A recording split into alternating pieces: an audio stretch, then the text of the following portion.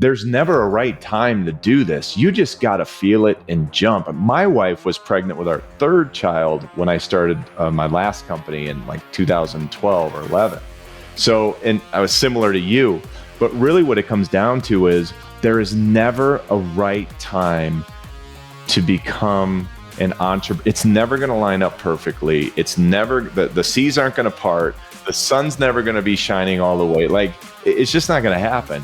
You got to go for it, and you got to do it, and you got to feel it, and you just got to make it happen. And I promise you that the universe will conspire with you and make things happen as long as you're being intentional about it. I trust Amazon more than going on a website and buying it because of the return policies.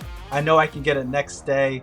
There is actual data that shows people are willing to pay more for the convenience factor of getting the product same day, next day, or 2 days. And unfortunately, websites can't do that, and it's become difficult. So whether we like it or not, Amazon is here to stay. It has consumer confidence. It's like 115 million US Prime members. It's a large audience, and you can make a lot of money.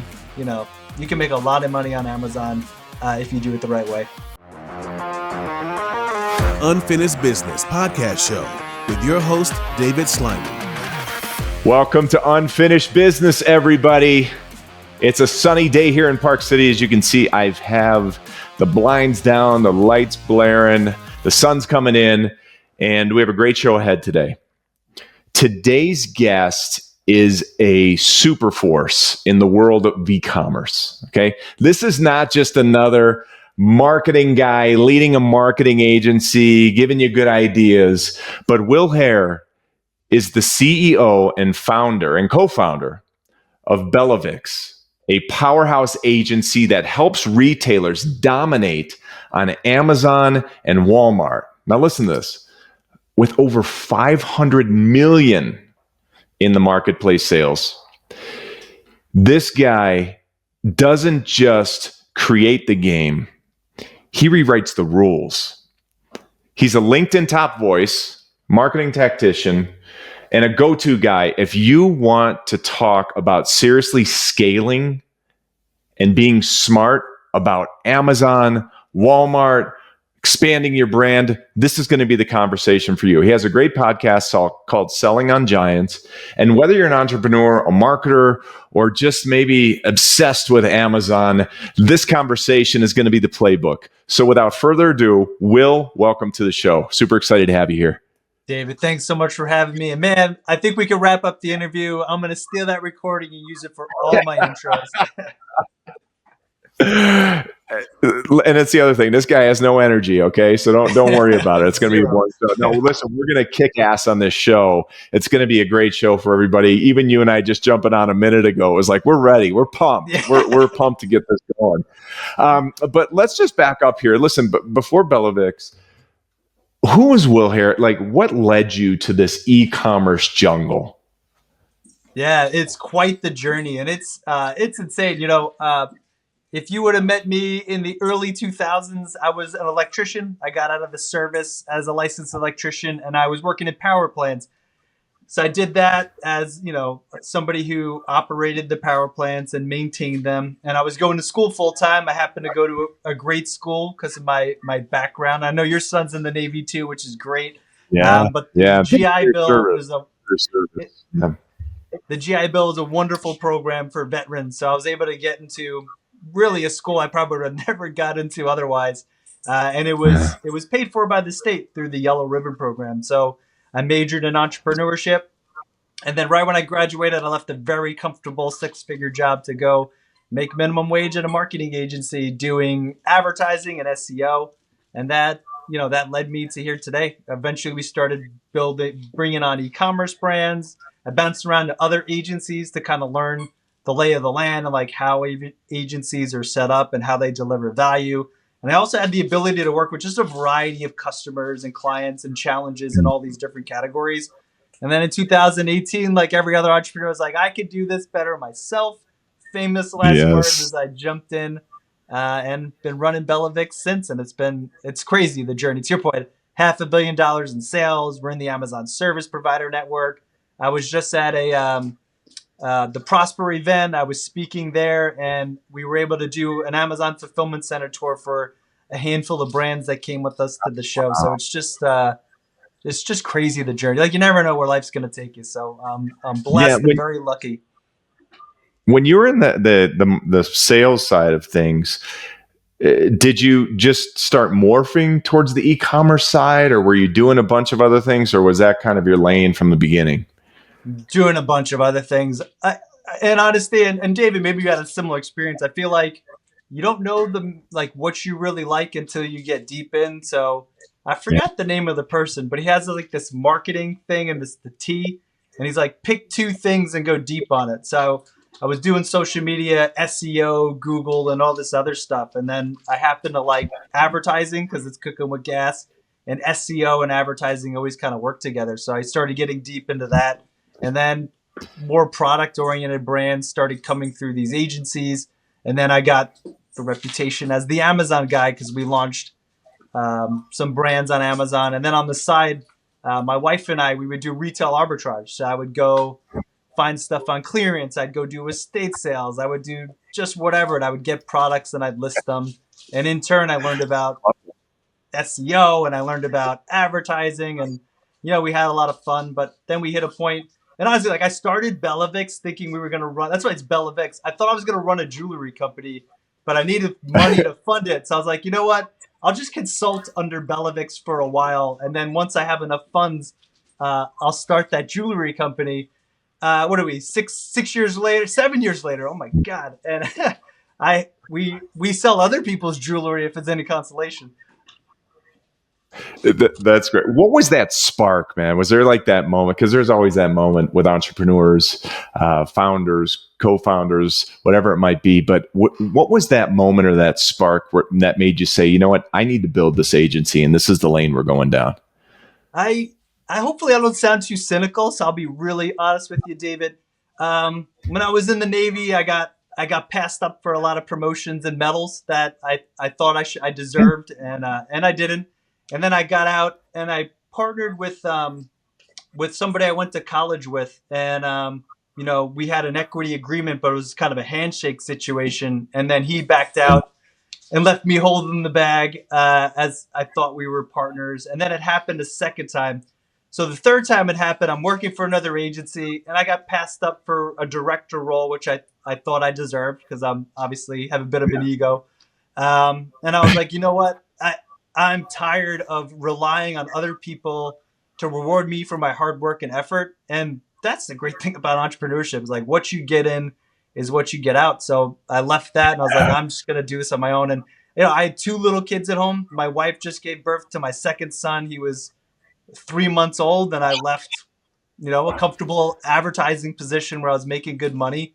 And I was like, let's do this. And what's crazy is like, if you know this, David, if you do good work, people will come back and find you. So I put out on LinkedIn, I'm free, I'm doing my own thing. And my first 9 clients in 2 months came out and they're like, hey, we heard you're looking for work, audit my account, and let's talk about this. So I was really blessed to have a good reputation. That's what kind of got us started. There's so much here. And I just want to go back a little bit, Will, because I say this every now and again on this show. When somebody is thinking about building a business or thinking about going into business, right? I want you to listen back to his story if you can. And I had the same story, similar. There's never a right time to do this. Your wife was pregnant with your second child at that point. You had a good job in the marketing world, and you're like, you know what? And listen, I'm not taking anything away from the corporate world, or and I put a lot in entrepreneurship because you and I have had this journey and I know the other side of it, but I don't want to take anything away from people who are in the corporate world. But the bottom line is there's never a right time to do this. You just got to feel it and jump. My wife was pregnant with our third child when I started my last company in like 2012 or 11. So, and I was similar to you, but really what it comes down to is there is never a right time to become an entrepreneur. It's never going to line up perfectly. It's never, the seas aren't going to part. The sun's never going to be shining all the way. Like, it's just not going to happen. you got to go for it and you got to do it and you got to feel it and you just got to make it happen. And I promise you that the universe will conspire with you and make things happen as long as you're being intentional about it. And I just wanted to make that point. And I thought it's a great story. You hit it, David, too. Being intentional. And honestly, like I do a lot of meditating. Manifestation, I think, is really just always good vibes and envisioning the life that you want. I mean, there's so much truth to it. Yeah. All right, so let's go to the early days of BellaVix. What did version 1.0 look like, so to speak? So what's crazy is my wife is my co-founder, so I convinced her to leave her corporate job working for Ethan Allen, which she dreamed of. She was doing digital marketing, but like I was advertising and she's operations, so she's always done like catalog management and all the nuances of like getting products into stores and kind of what that looks like. So she loves me so, and honestly, this is funny. She told me she didn't think it'd work out, but she was going to be a very supportive wife. And she figured after 6 months, she'll go get another job. And it would have been quite the experience. We're still working together. She hasn't killed me or anything like that. But so the early days was us figuring it out, to be honest with you. Like having worked in agencies, delivering that service, like I kind of knew a little bit of what went into it, but like, there is so much more to running an agency once you get to the point where you're not actually doing all the work. Because early on, we've worked in every role in our company. We took on the clients, we serviced the clients, we did the phone calls, we made, daily updates, weekly check-ins, like trying to deliver the best quality service and then finding out that not everybody needs that level of service. It's not always warranted. The value isn't always there for everybody sees value in different ways. So it was a lot of discovery through hard knocks, making mistakes, losing accounts, making people upset, but making sure also we always had our compass of like what was ethical. We've made mistakes where we accidentally did a promo and we gave away a bunch of products. We paid for that out of our pockets. We've had similar situations. So, they understood coming on to a new brand, like, yeah, you're getting some really good pricing because we're figuring it out. And then eventually, as we started hiring people, that's where it got, I didn't know that a big part of my job when I got out of actually making the sauce is like recruiting, coaching, mentoring, making sure processes are in place. And it's evolved and it's cool. Like I genuinely enjoy what I do. And I do feel like a coach most of the time. Matter of fact, I read a lot of coaching books now because I think it helps me be a better leader within my organization. I love that. It's so true. You really are a coach. I would say sometimes even the quarterback calling the plays. Yeah. Hey, here you got to do that. But yeah, I agree with you. It's a lot of fun. And what you just talked about again was leveling up your organization. A true entrepreneur, a true story of what you've got here is, when we first started, my wife and I, we were involved in every process. And then as we started growing, we started documenting those processes and then plugging people in to run those processes as you go along. And it's a true testament. How many people you have working for you now? We have 16 full-time employees. So we're still a small business, but I mean, 16 people is a lot of people in my book. It's a lot of revenue. That's a lot of revenue pushing out at 16 people. Yeah. And I want to touch on that. I mean, you've helped brands rack up over 500 million in sales. Mm-hmm. I mean, what's your secret sauce? Honestly, it's foundational. Like a lot of brands, they make the mistake of like, it's Amazon, it's no big deal. But like Amazon's a powerhouse. We're talking give or take 50% of e-commerce. If most households are like my household, we have Amazon boxes showing up all the time. So like a lot of people take it for granted, especially companies in like brick and mortar. They're like, oh, we're in Walmart, Target, Home Depot. Amazon's just an afterthought. So they neglect their listings. They let resellers on their listings who don't care about their brand or the customer experience. So like a big thing's like a cohesive, consistent experience, no matter where the touch points are.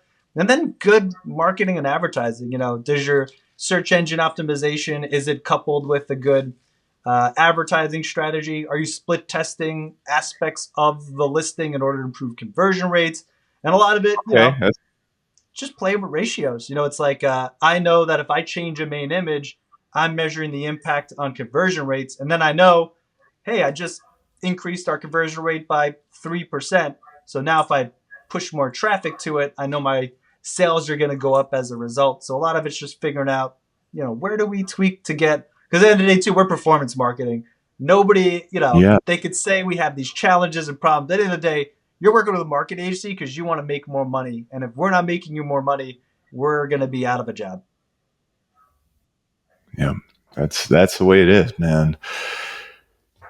You talked a lot about Amazon, and listen, which is the 10,000 pound gorilla. And more importantly, it has evolved through the years. Yeah. Right. What's one of the biggest myths about selling on Amazon that needs to go by the wayside today? I would say that the biggest myth, we launched a lot of brands as part of just the gig. A lot of brands think that if they just have a really good product and no market, like I will just list it and people will find it. It's like the Field of Dreams scenario. And it's like, dude, there is so like you need a good team. Like you don't understand how much goes into exposing your product via media to the right audience and then getting user feedback. We work with a high-end baby monitor, essentially. Like the median price for this product was $20 and they were selling $120. So we're like, okay, Apple sells products. Let's roll with this. And then we enrolled them into a program through Amazon that we're able to get feedback through reviews. And people were leaving crazy negative reviews. And pretty much what they were saying is like, I don't understand why this thing costs $100 and it's really hard to use. And so we had to present that information to the client who was upset. They're like, my product's perfect. These people are idiots. They just don't know how to use it. And I'm like, dude, we have 50 purchases and 50 people saying, I don't think I'm going to spend $100 on this. So, and then they're just not hearing that feedback loop. So I think a lot of entrepreneurs get obsessed, and they should. They get obsessed with their product and they think it's good, but they don't always get that market validation. And they think that everybody's going to see it with rose-colored glasses as they see their products. And that is something I'd like to make clear. It's a lot of work, and you need a good partner who understands the nuances of who your audiences are and who's going to buy this, and is it even a good product market fit? Yeah, and nobody wants to call anybody's baby ugly, right? I mean, you probably have to do that.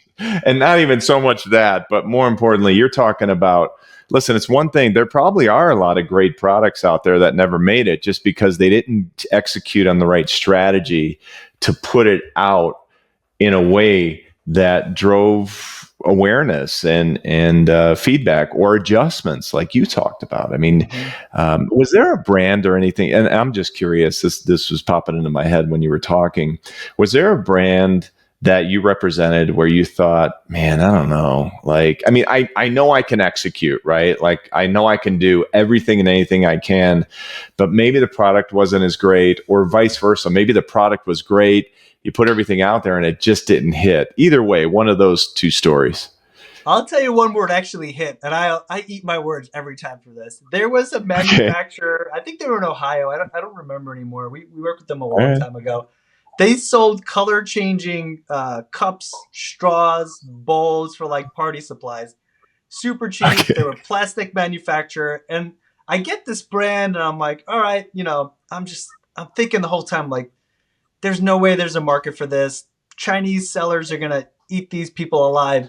We did $500,000 in the first year with like minimal advertising investment. They were crushing it. And from that moment on, I'm like, I will never judge a book by its cover until I read at least the first couple pages. Because, it's just one of those scenarios where I was like, I just remember thinking, and I'm talking with my team, like, I don't know, guys, we're going to take this just because culturally we really meshed, and it seemed like it would be a fun project to work on. But I was like, I don't think there's a market for this on Amazon. And I was dead wrong. Yeah, it's funny. Even in the advertising world, I did a lot of SMB marketing through my career. And there were some ads we'd put together that I'd be like, man, I'm not sure. And they would kill. And then there would be other ones where I was like, oh, this is fantastic. And all of a sudden it's just like, So sometimes that happens. a lot, but it would happen in some cases. You talk about category domination a lot, Yeah. right? What does that really look like? Talk to me more about that, and give our audience more of a visual in your mind of what that stands for. Like super high level, it's ranking really well for relevant category keywords. So like something we do, and we use a tool called Data Dive. If whoever's not using it, check it out. Brendan Young's tool, it's top notch. But understanding how your products rank, and then understanding how to position it for it to rank better. And sometimes it's the time game. If you're new to market, it's going to take a little bit of time for us to be able to rank very well for these root keywords, which is like if I'm selling a Bluetooth speaker, that's the root, but that's super competitive. So maybe I'm trying to rank right now for Bluetooth speaker in the shower, and then like building a strategy around that. And then it's like a pyramid. As I level up and get more validation, I can go higher and get closer to that root keyword. And when I'm at that root keyword, high volume, very relevant, and I'm getting a lot of sales. So category domination is like the marketing strategy and the positioning that's going to get your product to rank really well for very relevant root keywords over a period of time. It's great. So you also do, and I'm flipping here because I love the info you're giving, and I hope people are making notes on this who are really are thinking about a strategy or have done a strategy and maybe need to switch it up. But you do some Walmart Marketplace. If a brand's not on Walmart Marketplace yet, are they kind of behind? Because I was looking at that a little bit, or do you feel like there's a quick catch up with that as well? Right now, I think it's a quick catch up. The user journey, or the shopper journey, excuse me, for somebody shopping on Walmart right now is like buy online, pick up in store. So typically Walmart still favors 1P. If you're in, and you also have all the pressure of like all these big brands that are pushing ads because like they want you to they in order to stay in stores, they got to have that sales volume. So as a 3P seller, you're already kind of at a disadvantage. And so typically you could be doing anywhere between like 10 to 25% of your sales on Amazon is like what you can do on Walmart as a third party seller. So somebody who only has products on walmart.com, you're not in brick and mortar. But we are fortunate enough to work with brands, and we've been in contact with Walmart reps. We're in their service provider network too. So we're able to access Walmart people to help with what we do. But we know for a fact that if you could show sales on Walmart as a 3P, that you will get the opportunity to go into brick and mortar. So the advantage there is that, it's a first mover market. We don't have all the tools. It's still behind Amazon in terms of marketplaces. But the upside, if you have a good product market fit and you're able to scale it, is that, if you can get into retail, that's a great opportunity. Yeah, it's kind of like playing sports, so like baseball. Like Walmart, maybe Marketplace is, and I wouldn't call it minor leagues, but it would be like the minor leagues. And then when you get in the retail space, the major leagues, right? Exactly. So to speak. Yeah. Much better analogy. They want I'm going to borrow that from you, David. I'll send you the royalties when they come in. Go ahead, man. Take it. The one thing I think about in the space of Amazon and in the marketplace and things like this are changes, right? The evolution, the quick changes. What are some things that sellers need to be in tune with, maybe in the changes of Amazon and spaces like that, but really aren't, or they should be looking for? That's a really good question.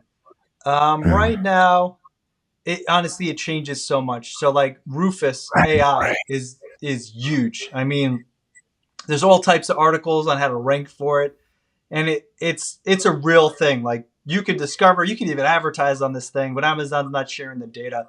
But they're also rolling out more marketing programs. And so like what I've noticed the trend over, I think the last 2 years, give or take, is like Amazon is pushing its merchant channel fulfillment, which is this ability to fulfill orders on Amazon, but also on your website, on Walmart. They'll brown back products and they'll send them wherever your end customer is. But like they want to own the logistics. They now want, and they've also in turn, they've raised storage fees and they've limited the capacity. So like back in the day, you were able just to send like a pallet of all your crap and just send it into the Yeah. warehouse and then have Amazon fulfill your orders. But Amazon ended up with like just, I could not imagine walking through there, probably just warehouses full of crap that never sold. Imagine. It's crazy. So they decided to build these networks into place, and now they're like, if your product doesn't move, it doesn't belong on Amazon. So you're limited on quantities. So a couple changes like AI integration. There's also a lot more marketing features working with influencers through the program.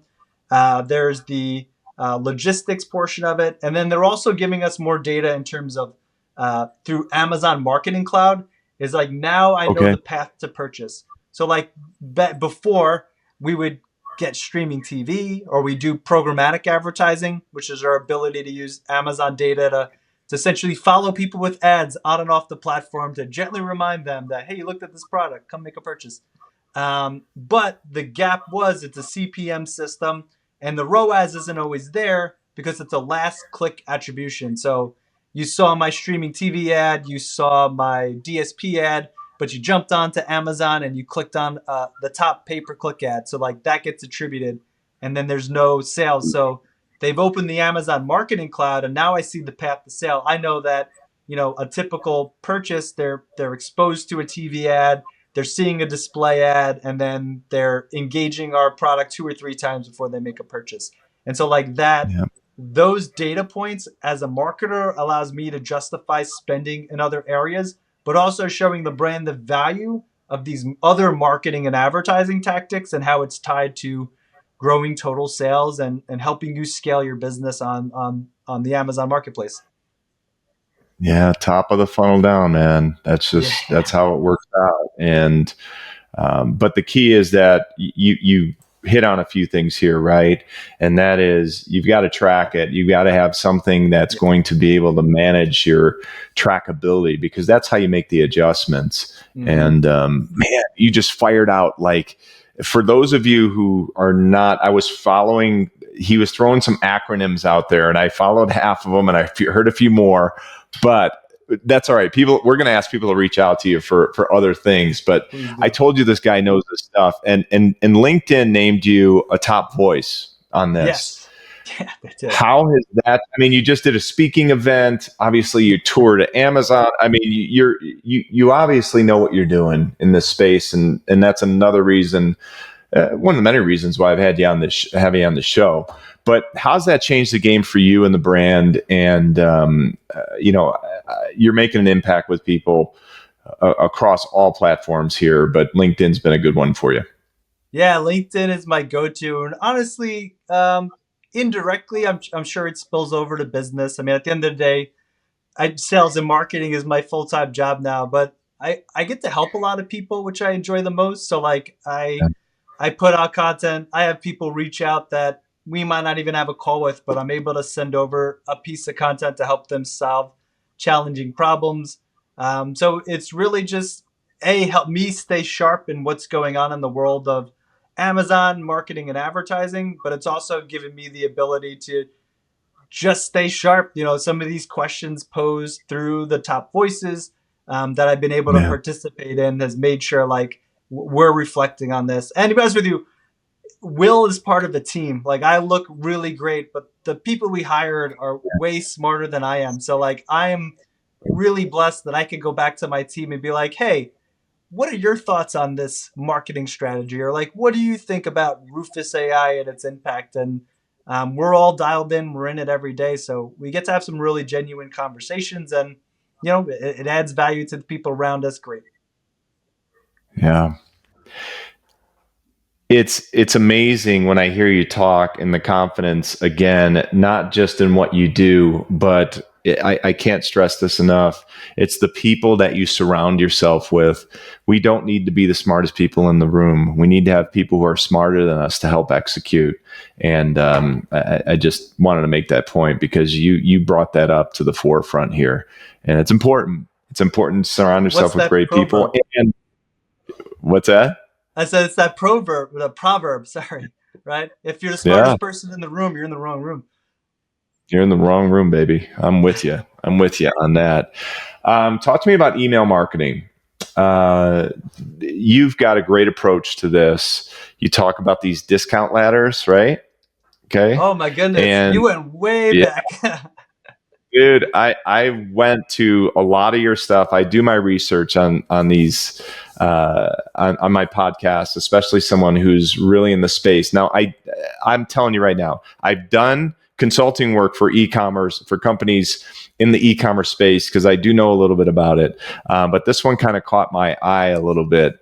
And you talked about this email marketing. I know a quarter of what you know, but I thought this was interesting, and if you still think it's a valid point, I want you to hit on it. Yeah, oh, definitely. So this was when I was a director for a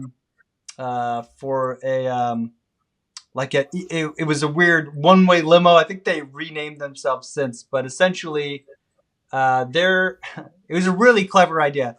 So the Okay. concept of this business was limos drop people off and they come back empty.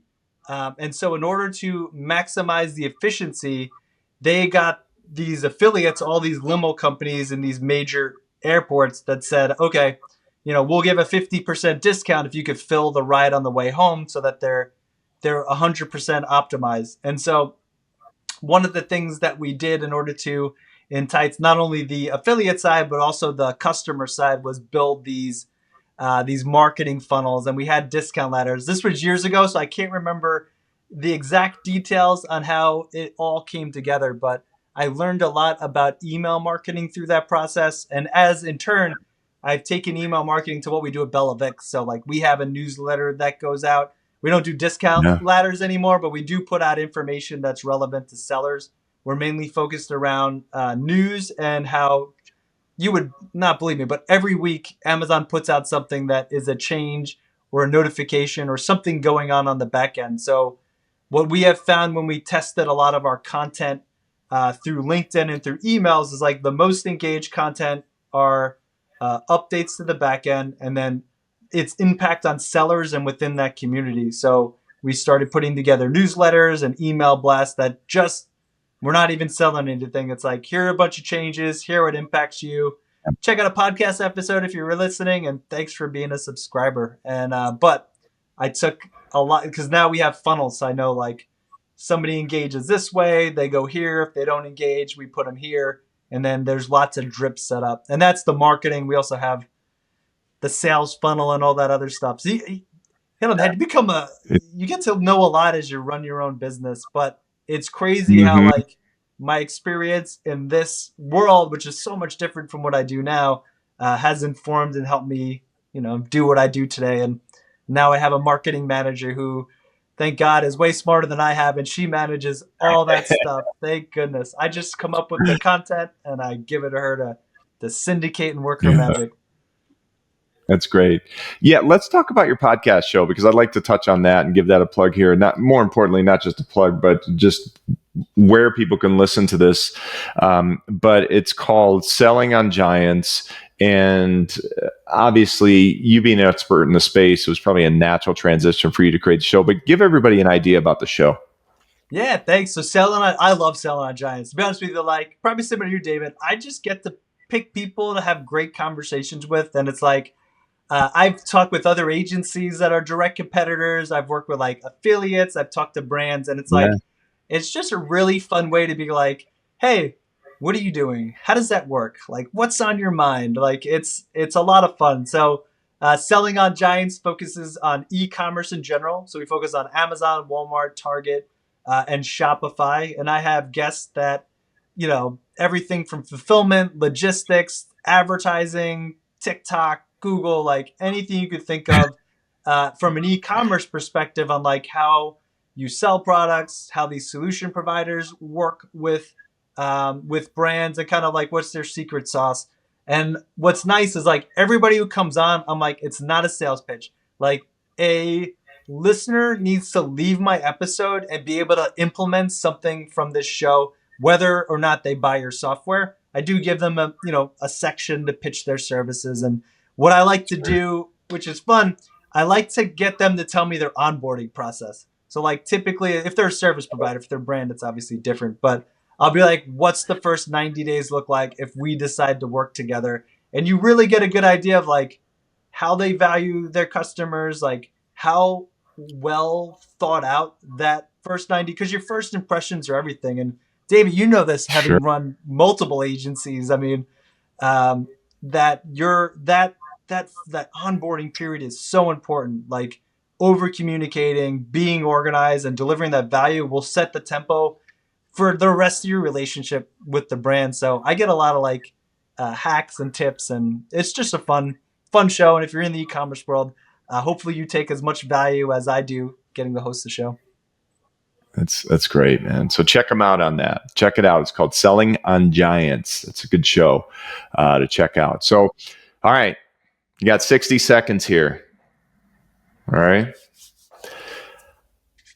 Give me, I like to call it a power statement versus a pitch, but give me your idea on a founder. Like if you're talking to a founder right now, why they should take selling on Amazon seriously, and what would you say to them?